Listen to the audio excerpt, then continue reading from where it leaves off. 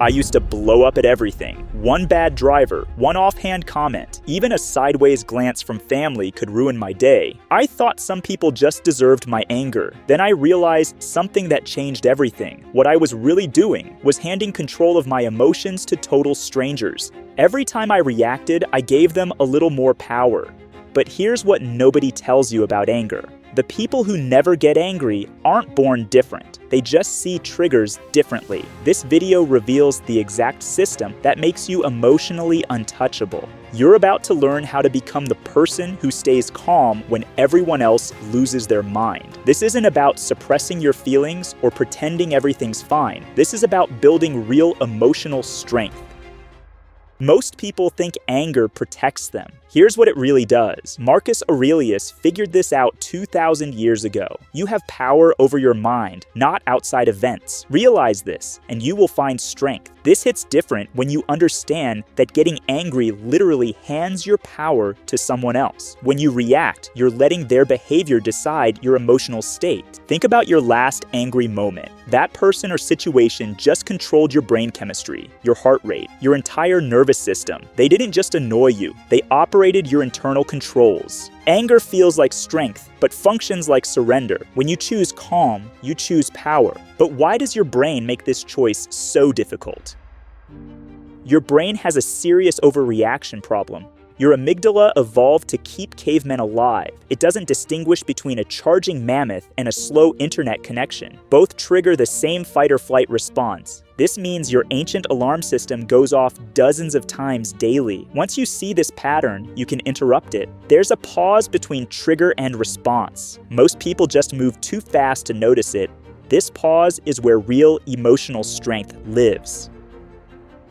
You're probably throwing away emotional energy without realizing it. Most people feel emotionally drained by noon. They give their best energy to strangers who cut them off in traffic. Meanwhile, they have nothing left for people who actually matter.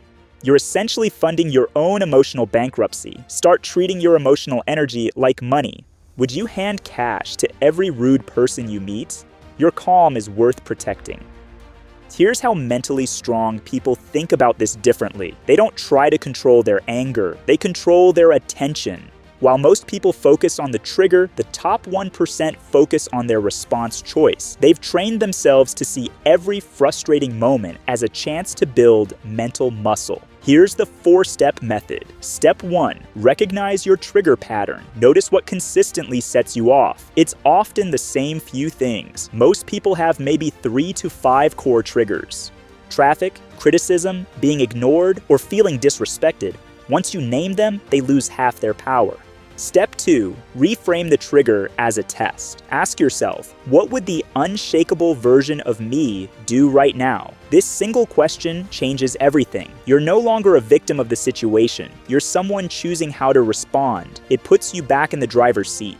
Step 3. Choose your response consciously. This isn't about being nice, it's about staying in control of your own mind. The goal isn't to be a pushover, it's to respond from strength, not react from weakness. Sometimes the strong choice is walking away, sometimes it's staying calm and speaking up. Step 4. Celebrate the win. Every time you stay calm, you're building emotional muscle. Don't skip this part. Every time you choose calm over chaos, acknowledge it. You're literally rewiring your brain to default to strength instead of reactivity. This system works because you're not fighting your emotions. You're redirecting them. You become someone who can't be shaken because you've practiced staying steady. I still face difficult people. The difference is they don't control my internal world anymore. Last week, someone cut me off in traffic and flipped me off. Instead of rage, I felt nothing. Not because I suppressed my anger, but because I chose not to give them that power over me. That's what real emotional strength looks like. If you've mastered emotional control but still feel mentally exhausted, you need to see my breakdown on overthinking. Check out this video about overthinking. It's the other half of building real mental freedom.